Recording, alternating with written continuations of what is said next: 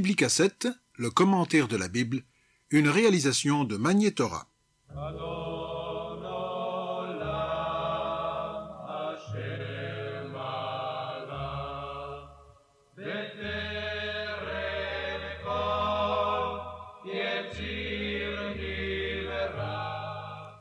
Ensemble de valeurs, de croyances, de prescriptions, de traditions et de coutumes, le judaïsme fait la distinction entre ce qui est considéré comme un devoir, un commandement, et ce qui est une obligation facultative.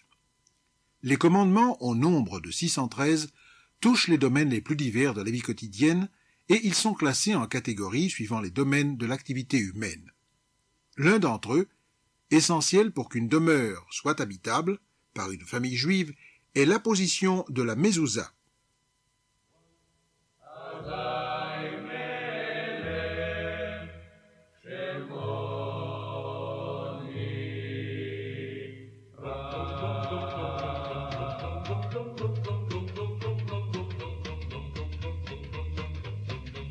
Littéralement, mezouza signifie seuil, par extension, entrée.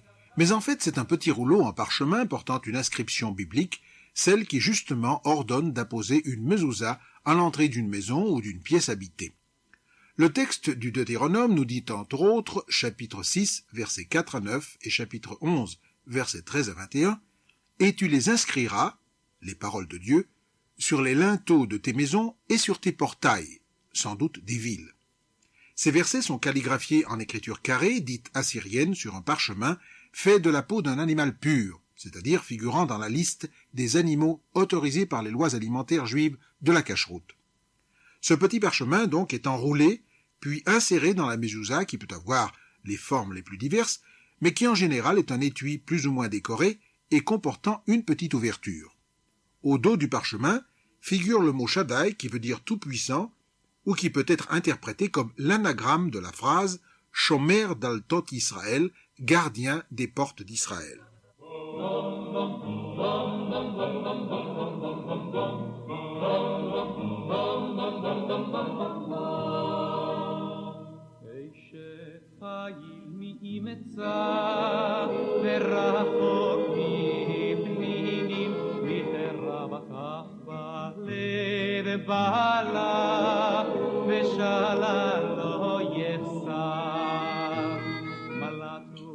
Commandement aussi important que le port du talit ou des tefilines, la mezouza remonte à la période la plus antique. On en a retrouvé des évidences dans des découvertes archéologiques datant de l'époque du Second Temple. Les Samaritains, qui ne sont pas considérés comme des Juifs, mais suivent les commandements écrits de la Torah, ont aussi des mezouzotes, en pierre, qu'ils attachent aux linteaux de leurs portes. Mais le texte est différent. Au lieu de versets du Deutéronome sur le parchemin, ils y ont gravé dans la pierre les 10 commandements. Les Karaïtes aussi mettent des mezouzotes ayant la forme de 2 tables de la loi. Le commandement de la mezouza est d'une importance telle qu'aucun juif, si éloigné soit-il de la tradition et des pratiques, ne saurait vivre dans une maison sans mezouzotes. Des mezouzotes qui doivent être apposées dans les 30 jours qui suivent l'entrée des locataires dans l'appartement. Et s'il s'agit d'une demeure où l'on respecte la tradition, le regard sera attiré par un autre objet qui, lui, n'a pas la portée du précédent et n'est là que pour faciliter la pratique religieuse. Nous faisons allusion au Mizrach, qui veut dire Est, Orient. C'est une plaque, en général artistement décorée, et qui porte en hébreu la mention Mizrach, Est, donnant l'indication de la direction vers laquelle tout juif doit se tourner pour faire sa prière, et notamment les bénédictions du Shmona Esrei, les 18 bénédictions. Pourquoi l'Est ? Parce que Jérusalem est située en Orient, et que les regards et les pensées de tous doivent se tourner vers la ville sainte, où se trouvent aujourd'hui tant de vestiges de notre glorieuse et riche histoire, et où le mur occidental tient une si grande place dans les cœurs.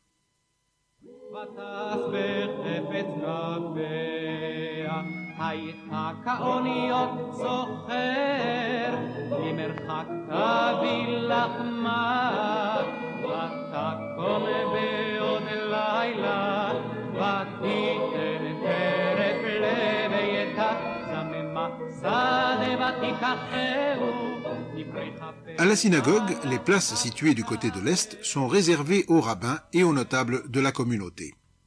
La Mishnah et le Talmud nous recommandent de nous tourner vers l'Est pour la prière, car, dit le Talmud, Le juif de la diaspora doit se tourner vers Eret Israël, et en Eret Israël vers Jérusalem, et à Jérusalem vers le temple, et au temple vers le Saint des Saints. Ce point a été souvent débattu au cours des siècles, certains docteurs de la loi ayant émis l'opinion que l'important était de concentrer nos pensées vers Dieu et d'orienter nos cœurs vers Jérusalem sans pour autant se tourner en direction de la ville sainte. Mais rien ne nous empêche de faire les deux et de communier en direction de Jérusalem en tournant nos visages vers les vestiges de notre splendeur passée et les fondements d'un avenir que nous voulons tous charger de promesses. Nous arrivons donc ainsi à la section Acharei Mot, toujours tirée du Lévitique, chapitres 16, 17 et 18. Professeur Binyamin Gross, Bevakasha. Cette paracha nous entretient de deux sujets essentiels. Le premier, c'est la avoda, c'est-à-dire le culte qui était de mise le jour du Yom Kippour lorsque le temple existait, le jour du 10 Tishri. Rappelons qu'il s'agit d'une journée unique, la solennité la plus grande du calendrier juif, et par conséquent, la Sidra nous renseigne sur la cérémonie de la journée. Le sommet de cette avoda consistait dans le sacrifice de 2 boucs, dont l'un était consacré à Dieu et sacrifié sur l'autel, tandis que l'autre était envoyé dans le désert et devait y périr. De là, la notion bien connue de bouc émissaire, c'est-à-dire d'un objet, d'un sujet ou d'un animal qui reçoit la faute à la place de celui qui est véritablement responsable. Nous nous entretiendrons de ce sujet du bouc émissaire. Rappelons au préalable que c'était la journée unique où le grand prêtre entrait dans le Saint des Saints, généralement interdit à l'entrée de tous les fidèles, même de tous les prêtres. Seul le grand prêtre y pénétrait une fois par an. Le deuxième sujet dont traite notre Sidra est les mariages défendus et la réglementation générale de la vie sexuelle. Le texte établit un lien entre le maintien des Juifs dans la terre d'Israël et la conduite morale, particulièrement en ce qui concerne l'exercice de la vie sexuelle. Soulignons encore que le premier de ces sujets, c'est-à-dire la avoda du Yom Kippour, fait l'objet de la lecture de la loi le matin, le shacharit, le jour du Yom Kippour, tandis que le second problème est le sujet de la lecture de la loi à la prière de Mincha de Yom Kippour. Ceci suffirait pour montrer l'importance de notre Sidra, dont le sujet a été retenu pour servir de thème à la journée même du Yom Kippour. C'est de ce thème que nous allons nous entretenir. On sait que le Yom Kippour, c'est le jour du pardon. C'est donc, rappelons-le, une expérience historique. À la suite de le péché du veau d'or, Dieu pardonne au peuple juif et ce jour devient le jour du rappel de l'expérience du pardon. Lorsque le temple existait, nous l'avons dit, le grand prêtre présentait devant l'autel 2 boucs. Selon la tradition, ces boucs devaient être identiques en âge, en couleur, en prix. L'un était consacré à Dieu, l'Hachem, tandis que l'autre, dit le texte, allait à Azazel. On traduit généralement Azazel, le Satan, ou l'expression qui ressemble à cet élément maléfique de la création. Il faut dire que l'essentiel ici, en ce qui concerne surtout le bouc émissaire, c'est-à-dire le second bouc qui sera envoyé à la mort, n'est pas tellement, tout d'abord, le phénomène physique de la destruction de ce bouc, mais c'est que le grand prêtre devait faire ce que nous appelons la vidouille. Vidouille signifie la confession de la faute, la reconnaissance de la faute. Le prêtre demande pardon, ainsi dit le texte, pour lui-même et pour sa maison privée, pour sa maison la famille des prêtres et pour sa maison la famille d'Israël. Il s'agit ici d'une confession orale dans laquelle le grand prêtre reconnaît les fautes commises par chacune de ces familles du peuple d'Israël. Remarquons que cette reconnaissance ne se fait pas, comme cela est d'usage dans d'autres confessions, à une autre personne. Je dirais même qu'elle ne se fait pas à Dieu. L'essentiel ici, c'est de confesser la faute à soi-même. Le texte dit effectivement « vehit vadu », c'est-à-dire une forme réflexive. Il s'agit de prendre conscience de sa faute. Et la cérémonie n'est que l'objet extérieur l'occasion extérieure, dirais-je, pour rappeler le grand prêtre et à sa suite l'ensemble de la nation à faire un retour sur soi-même. En d'autres termes, que signifie cette confession? Nous avions la possibilité de faire autrement. Nous avons agi ainsi. Qu'est-ce qui est en cause? C'est notre liberté. Prendre conscience en ce jour de Kippour de notre liberté et par conséquent voir que la façon dont nous avons agi n'était pas l'objet d'un simple déterminisme, mais découlait de notre libre choix, et par conséquent que notre libre choix peut à nouveau nous engager dans une voie différente, voilà, me semble-t-il, l'objet essentiel de cette vidouille qui, à mon sens, est la chose essentielle de cette journée. L'essai de purification est donc par conséquent au centre de la Avoda. 3 fois, à 3 reprises, le grand prêtre dans le Saint des Saints répétait ce verset que nous-mêmes, lors de la cérémonie de Yom Kippour à la synagogue, nous répétons presque inlassablement. Ki vayom hazeh yechaper alechem letaher etrem mikol chatotechem lifnei Hashem titharu. Ce qui signifie, car en ce jour, il vous absoudra pour vous purifier de toutes vos fautes, devant l'Éternel, vous vous purifierez. Rien qu'à la lecture de ce verset, nous voyons qu'il n'est pas du tout clair. Il s'agit ici de 2 sujets différents. En ce jour, il vous absoudra, il s'agit évidemment du grand prêtre, et deuxièmement, devant l'Éternel, vous vous purifierez. Vous voyez que l'on change de sujet, il s'agit ici du peuple d'Israël. Vous serez purs. Je crois que la première partie du verset, il vous absoudra, fait justement allusion à l'aspect extérieur de la cérémonie. C'est-à-dire, il y a l'acte de charger le bouc émissaire de nos fautes. Mais la seconde partie du verset vient expliquer la première. Vous vous purifierez. C'est-à-dire, la première partie est un appel pour que vous réalisiez la seconde. La seconde partie du verset explique la première, vous vous purifierez. L'acte extérieur est un appel solennel pour une prise de conscience intérieure. Il faudrait donc lire le verset, car en ce jour, il vous absoudra pour vous purifier de toutes vos fautes. Point. Et la deuxième partie du verset, devant l'Éternel, vous vous purifierez. Mais, un de nos maîtres, Rabbi Elazar ben Azaria, propose de lire le texte différemment. Il nous propose de faire la différence entre la première et la seconde partie du verset, non comme nous l'avons fait, mais de la manière suivante.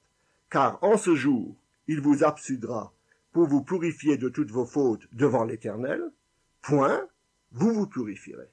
Et il en tire la conséquence que la première partie fait allusion aux fautes qui nous opposent à Dieu, tandis que la seconde partie fait allusion aux fautes qui nous opposent au prochain.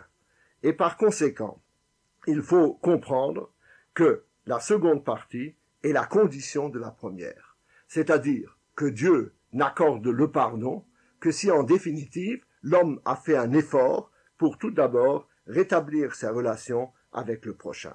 S'il ne se purifie pas lui-même, alors Dieu n'accorde aucun pardon, non seulement aux fautes commises envers le prochain, mais même aux fautes commises envers Dieu. Car en ce jour, il vous absoudra pour vous purifier de toutes vos fautes devant l'Éternel, à condition que vous vous purifiez d'abord dans ce que vous avez commis envers votre prochain. Il faut donc comprendre la deuxième partie comme la condition de la première, c'est-à-dire une attitude correcte envers le prochain est en dernière analyse le vrai critère de l'attitude religieuse.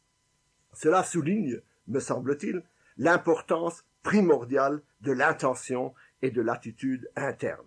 Et cependant, la Torah ne s'est pas contentée de cette confession. On aurait pu penser que la confession de la faute, comme nous le faisons d'ailleurs aujourd'hui, étant donné que ceci est essentiel, suffise au pardon. Non.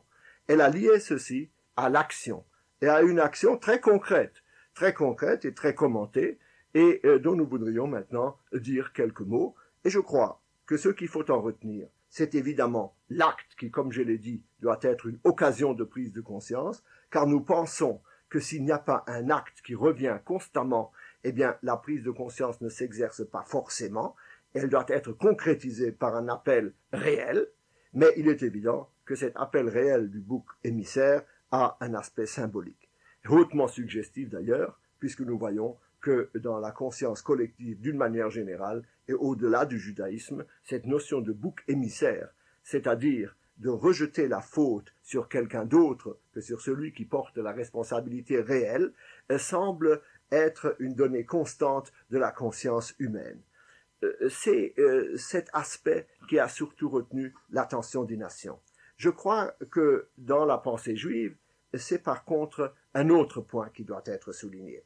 En effet, comment est-ce que les deux boucs, qui, je le rappelle, étaient identiques en tout point, étaient désignés l'un pour Dieu et l'autre pour le Satan? C'est par le sort. Il y avait une urne, et dans cette urne, il y avait deux plaques, l'une sur laquelle il y avait marqué Lachem, et l'autre sur laquelle il y avait marqué Azazel. Le grand prêtre plongeait sa main, et le sort désignait quel animal allait aller l'un vers la mort et l'autre vers Dieu. Eh bien, je crois que c'est cette idée qu'il faut retenir. Yom Kippour, c'est un mouvement de régénération. C'est une prise de conscience de notre liberté. Et alors, on veut nous dire ici, il n'y a que deux voies. Ou tu vas vers Dieu, vers le sanctuaire, ou tu vas vers le désert et vers le néant. Ces boucs sont semblables en toutes choses. Seul le sort décide de leur destination. Eh bien, en ce jour, vient dire cet acte symbolique. Toi, juif, tu es ce sort. C'est dans ta main qu'il importe, de cela dépend que tu vas te diriger à droite ou à gauche. C'est toi qui fixes ta destination pour l'année à venir. Et là, il faut savoir que c'est l'un ou l'autre. Il n'y a pas d'alternative et il n'y a pas moyen de tricher. Ou bien tu entres dans le Saint des Saints et tu fais un effort pour te rapprocher de Dieu, ou, d'un autre côté, il n'y a pas de moyen terme, c'est la désolation du désert. Donc, la leçon de ce jour, qui est le jour le plus solennel du calendrier juif, semble nous dire, il y a une faute, et il ne s'agit pas de faire l'hypocrite et de ne pas la reconnaître, mais cette faute nous indique la voie de notre liberté. D'où la grande importance de la reconnaître, car c'est cette reconnaissance qui est en effet la source de notre liberté. Et en définitive, c'est cela que vient nous apprendre Yom Kippour, un pardon est possible parce que l'homme est libre. Passons maintenant à la lecture prophétique et voyons du chapitre 22 d'Ézéchiel, versets 1 à 19, et quel est le rapport avec la section que nous venons de commenter. On sait qu'Ézéchiel a vécu au moment de la destruction du temple et qu'il a prophétisé, mais non dans le pays de la Palestine, mais en Babylone, où il a été exilé et où par conséquent viendront le rejoindre les déportés de Jérusalem. Notre chapitre fait partie de ces chapitres de réprimande où le prophète met le peuple en garde contre le meurtre, l'immoralité et la corruption. En effet, dit le prophète, la maison d'Israël est devenue une scorie, des scories, et par conséquent annonce de la punition. Eh bien, puisque vous êtes des scories, dit le texte, je vous amasserai dans Jérusalem et j'attiserai le feu contre vous, je vous ferai fondre en elle comme les scories sont fondues dans le creuset. Le lien entre notre paracha et la Haftara, c'est que la paracha dresse devant nous une exigence de sainteté religieuse et morale. Ne pas se laisser aller à la pureté, au libertinage qui était un usage chez les autres peuples. Car c'est de cette attitude essentiellement morale et religieuse que dépend le maintien du peuple dans le pays de la promesse. Et voilà que la Haftara, elle, dresse un autre tableau. Cette exigence dont la Torah était la manifestation, elle est trahie, aussi bien dans les rapports avec Dieu, c'est ce que dira le prophète, idolâtrie, meurtre, que le rapport avec le prochain, inceste. D'où, conséquence, une sanction irrémédiable. Et le premier verset fait ainsi écho au dernier verset de notre Haftara. Le premier verset appelle Jérusalem la ville sanguinaire, et le dernier verset revient sur Jérusalem. En effet, cette ville est devenue le creuset, mais peut-être faut-il entendre par là, certes, une idée de punition, mais peut-être bien davantage l'idée que la sanction doit être la voie vers une purification, de même que le creuset est l'endroit où les scories se détachent, mais également l'endroit où l'or se purifie.